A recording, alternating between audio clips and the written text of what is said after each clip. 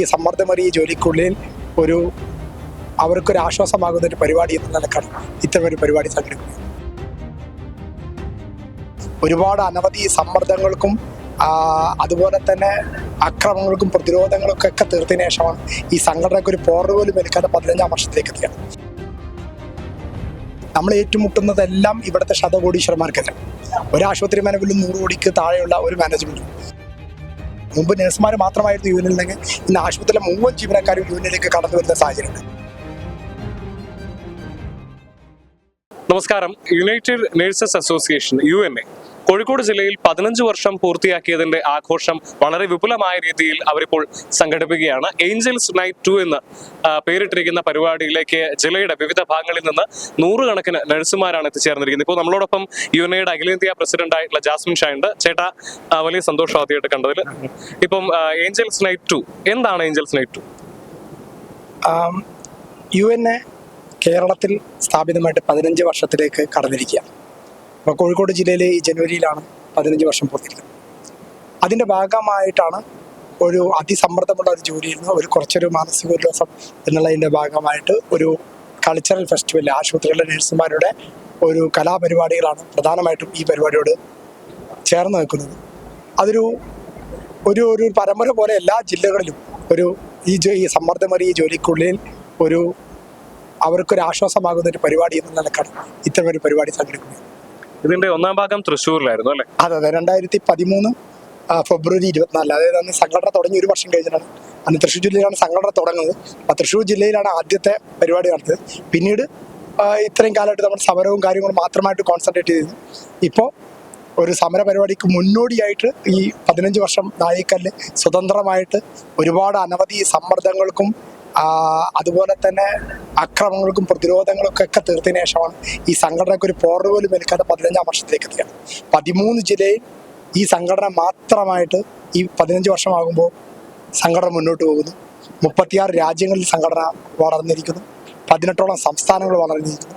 സംഘടന അതിൻ്റെ കരുത്തുറ്റ മേഖലയിലേക്കൊന്ന് പോയിരുന്നാൽ അതിൻ്റെ ഒരു ആഘോഷമായിട്ട് കൂടിയാണ് ഈ പ്രവർത്തനം. തീർച്ചയായും ഈ 15 വർഷങ്ങൾ എന്ന് പറയുമ്പം UNA വലിയ രീതിയിലുള്ള വേട്ടയാടൽ നേരിട്ടൊരു 15 വർഷക്കാലമാണ് കടന്നുപോയത്. വ്യക്തിപരമായിട്ട് പറയുകയാണെങ്കിൽ ജാസിം ഷായിക്കയും ഇപ്പം ഈ ഒരു സംഘടനയെ, അതായത് സംഘടന തുടക്കം മുതലുള്ള ഒരാളെന്ന നിലയ്ക്ക് ഇപ്പൊ 15 വർഷം കഴിഞ്ഞ് തിരിഞ്ഞു നോക്കുമ്പോൾ എന്താ തോന്നുന്നു? തീർച്ചയായിട്ടും വലിയ അഭിമാനമാണ്. കാരണം കടന്നാക്രമണങ്ങൾ തീർച്ചയായും നമ്മൾ പ്രതീക്ഷിക്കണം. കാരണം നമ്മൾ ഏറ്റുമുട്ടുന്നതെല്ലാം ഇവിടുത്തെ ശതകോടീശ്വരന്മാർക്കെതിരെ. ഒരു ആശുപത്രി മാനേജ്മെന്റിൽ 100 കോടിക്ക് താഴെയുള്ള ഒരു മാനേജ്മെന്റ് അവരോട് നിർഭയത്വത്തോടുകൂടി, അതുപോലെ തന്നെ ഇവിടുത്തെ വ്യവസ്ഥാപിതമായ ട്രേഡ് യൂണിയനോടെ കടത്ത ആക്രമണം, അതുപോലെ തന്നെ രാഷ്ട്രീയ പാർട്ടികളുടെ ആക്രമണം. അപ്പോൾ ഈ സംഘടന എങ്ങനെയും തകർക്കുക എന്നുള്ളതിൻ്റെ അങ്ങേയറ്റ പ്രവർത്തനങ്ങൾ കഴിഞ്ഞ 15 വർഷം പല വിധത്തിൽ അവരെടുത്തു നോക്കി. പക്ഷേ ഈ സംഘടന ഒറ്റക്കെട്ട എന്നതിനെ പ്രതിരോധിച്ചുകൊണ്ട് ഏറ്റവും കരുത്തുറ്റ രീതിയിലേക്ക് സംഘടന എത്തിയിരിക്കുകയാണ്. നിങ്ങൾക്കറിയാം, ഏറ്റവും കൂടുതൽ ആക്രമണം നടന്നപ്പോൾ 2019 പോലും UNA യഥാർത്ഥത്തിൽ ഉണ്ടാകുന്നതിൻ്റെ 10 മടങ്ങ് ശക്തി 2025 എത്തിയിട്ടുണ്ട്. വേട്ടയാടപ്പെടുന്നതോറും ശക്തി കൂടിക്കൊണ്ടിരിക്കും. തീർച്ചയായിട്ടും. കാരണം നഴ്സിംഗ് സമൂഹവും അതുപോലെ ആരോഗ്യ പ്രവർത്തനം ഒന്നാകെ. മുമ്പ് നഴ്സുമാർ മാത്രമായിരുന്നു യൂണിയനിലെങ്കിൽ ഇന്ന് ആശുപത്രിയിലെ മുഴുവൻ ജീവനക്കാരും യൂണിയനിലേക്ക് കടന്നു വരുന്ന സാഹചര്യമുണ്ട്. കാരണം ഓരോ കടന്നാക്രമണവും ഈ സംഘടന ഇല്ലാതാക്കാനും ലഭിച്ചുകൊണ്ടിരിക്കുന്ന ആനുകൂല്യം തകർക്കാനാണെന്നുള്ള കൃത്യമായ ബോധ്യം നഴ്സിംഗ് സമൂഹത്തിനോടൊപ്പം തന്നെ മറ്റു ആരോഗ്യ പ്രവർത്തകർക്കും വന്നു. അപ്പോൾ ഈ സംഘടന അതിൻ്റെ യഥാർത്ഥ ശക്തിയിലേക്ക് എത്താൻ ഇത്തരം ആക്രമണങ്ങളെ ഉപകരിച്ചു എന്നുള്ളതാണ് ഞങ്ങൾ വിലയിരുത്തുന്നത്. ഇപ്പൊ കഴിഞ്ഞ കുറച്ച് വർഷങ്ങളായിട്ട് ആരോഗ്യ പ്രവർത്തകർ വലിയ രീതിയിൽ ആക്രമണം നേരിടുന്നുണ്ട്. ഇപ്പം നമ്മൾ നോക്കുകയാണെങ്കിൽ കഴിഞ്ഞ വർഷം അവസാനത്തോടു കൂടിയിട്ട് മലപ്പുറത്തൊരു വലിയ പ്രതിഷേധം UNAയുടെ ഭാഗത്തുനിന്ന് ഒരു നഴ്സിന്റെ ആത്മഹത്യയായിട്ട് ബന്ധപ്പെട്ടുണ്ടായിരുന്നു. അപ്പൊ ആരോഗ്യ പ്രവർത്തകരെ സംബന്ധിച്ചുള്ള ഇങ്ങനെ വേട്ടയാടുന്നത് ഈ ഒരു മേഖലയിലേക്കുള്ള ആളുകളുടെ കടന്നു വരുന്ന വലിയ രീതിയിൽ ബാധിക്കുന്നു. യഥാർത്ഥത്തിൽ ആളുകൾ കടന്നു വരുന്നത് നഴ്സിംഗ് മേഖലയ്ക്ക് ഉണ്ടാകുന്ന ഒരു വലിയ ഗ്ലോറിഫിക്കേഷൻ നടക്കുന്നത്. അതിൻ്റെ ഭാഗമായിട്ട് നഴ്സിംഗ് പഠിക്കാൻ വലിയ രീതിയിൽ ആളുകൾ വരുന്നുണ്ട്. പക്ഷേ അസംഘടിതമായിട്ടാണ് ഇപ്പോഴും മഹാഭൂരിപക്ഷം ആളുകൾ നിൽക്കുന്നത്. കേരളത്തിൽ 1500ഓളം ആശുപത്രികളുണ്ട്. ഇപ്പോഴും നമുക്ക് 476 ആശുപത്രികൾ എത്താൻ സാധിച്ചിട്ടുണ്ട്. അപ്പോൾ അതായത് പകുതിയിലധികം ഇപ്പോഴും അസംഘടിതരാണ്. ആ അസംഘടിതരായവരുടെല്ലാം ചൂഷണങ്ങൾ പരകോടിയിലാണ്. അപ്പം അത്തരം സ്ഥലങ്ങളിലാണ് ഇത്തരം ചൂഷണം നിൽക്കുന്നത്.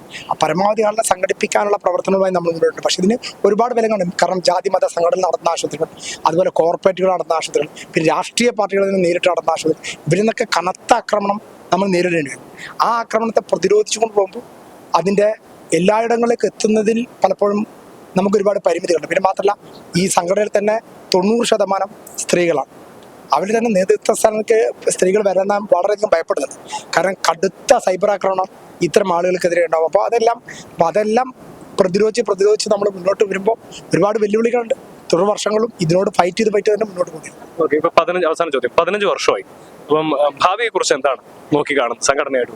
അല്ല, സംഘടന ഇപ്പോൾ ഒരു പ്രഖ്യാപിത നിലപാടെടുത്തത് കേന്ദ്ര സർക്കാർ നിയോഗിച്ച ജഗദീഷ് പ്രസാദ് കമ്മിറ്റി 40,000 രൂപ അടിസ്ഥാന തുല്യ ജോലിക്ക് തുല്യവേതനം എന്ന സുപ്രീം കോടതി നിർദ്ദേശത്തിനൊപ്പം തന്നെ സർക്കാർ മേഖലയിൽ കിട്ടുന്ന നഴ്സുമാർക്ക് തതുല്യമായ ശമ്പളം സ്വകാര്യ ആശുപത്രിയിലെ നഴ്സുമാർക്കും ലഭിക്കണം എന്ന് പറഞ്ഞുകൊണ്ട് ഒരു സുപ്രീം കോടതി ആവശ്യപ്രകാരം കേന്ദ്ര സർക്കാർ നിയോഗിച്ച ജഗദീഷ് പ്രസാദ് കമ്മിറ്റി റിപ്പോർട്ട് നിലവിലുണ്ട്. പക്ഷേ ഇതുവരെ നടപ്പിലാക്കിയിട്ടില്ല. ഇത് ആദ്യം നമ്മളത് പറഞ്ഞ ഒറ്റയടിക്ക് 40,000 എത്തുക പ്രയാസമാണ്. ഘട്ടം ഘട്ടമായി ഇത് എത്തിക്കാതെ ഇന്ന് ഏകദേശം ഒരു UN-യുടെ യൂണിറ്റുള്ള എല്ലാ സ്ഥലങ്ങളിലും 30,000-35,000 രൂപ ശമ്പളം വാങ്ങുന്നവരും.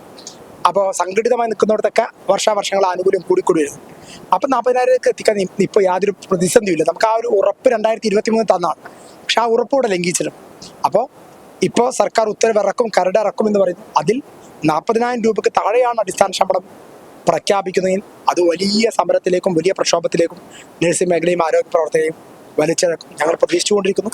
ഈ ആഴ്ചത്തിന് ഉത്തരവ് വരുമെന്ന് പ്രതീക്ഷിക്കുന്നു. നീതി നടപ്പിലായില്ലെങ്കിൽ വലിയ കടുത്ത പ്രക്ഷോഭങ്ങളിലേക്ക് സംഘടന. ഇപ്പം നേരത്തെ ചേട്ടൻ തന്നെ പറഞ്ഞു 1500-ഓളം ആശുപത്രികളുണ്ട്. പക്ഷെ അതിൽ 400 ചില്ലാനോ ആശുപത്രികളിൽ മാത്രമേ UN-ക്ക് എത്തിപ്പെടാൻ വേണ്ടി പറ്റിയിട്ടുള്ളൂ.